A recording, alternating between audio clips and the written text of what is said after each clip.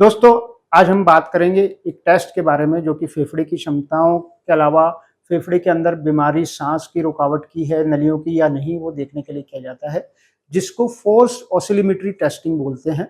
ये टेस्ट के अंदर कुछ साउंड्स होती हैं जो अलग-अलग फ्रीक्वेंसीज की होती हैं। वो एक लाउड स्पीकर के द्वारा मरीज को मुंह के अंदर एक माउथ पीस होता है, उसको आगे लगा करके उसके मुंह में रखा जाता है। उसमें कोई सुई वुई या कोई खून निकालने जैसी कोई क्रिया नहीं होती है। एक नॉन इन्वेजिव टेस्ट इसको बोलते हैं। और जब मरीज इसको मुंह में रखता है तो आराम से अपनी सांस लेता रहता है, जैसे वो रूटीन सांस लेता है।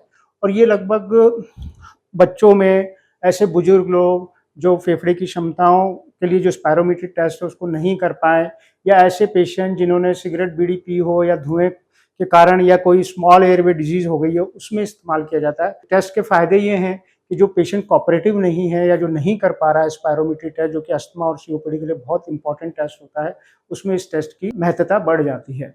इस टेस्ट के अंदर जो है ज़्यादातर जो है आपको एक रुकावट के बारे में ज़्यादा मालूम पड़ता है कि सांस नलियों में रुकावट कितनी है, बस इतना मालूम पड़ता है। और दवाई देने के बाद वो कितना फ़र्क आ रहा है वो मालूम पड़ता है।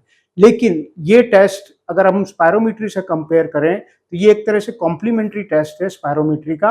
स्पायरोमेट्री में आपको वॉल्यूम भी मालूम पड़ते हैं, फेफड़े कितनी हवा निकाली, कितनी टोटल आपने 1 सेकंड में कितनी हवा निकाली, और दवाई देने के बाद वॉल्यूम कितना बढ़ गया, इस टेस्ट में ये मालूम नहीं पड़ता। ये बिल्कुल ऐसे ही है जैसे हम आम खाएं अगर, तो आम को हाथ में लगा के उसका स्वाद सूंघ सकते हैं और उसका भार समझ सकते हैं और उसको महसूस कर सकते हैं, तो वो स्पायरोमेट्री में मालूम पड़ता है।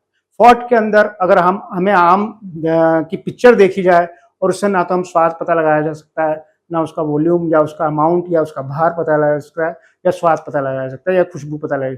ऐसे ही फॉट के अंदर हम वॉल्यूम पता नहीं लगा सकते। तो ये कंप्लीट टेस्ट नहीं है, ये एक तरह से कॉम्प्लीमेंट्री टेस्ट है फेफड़े की बीमारियों के लिए।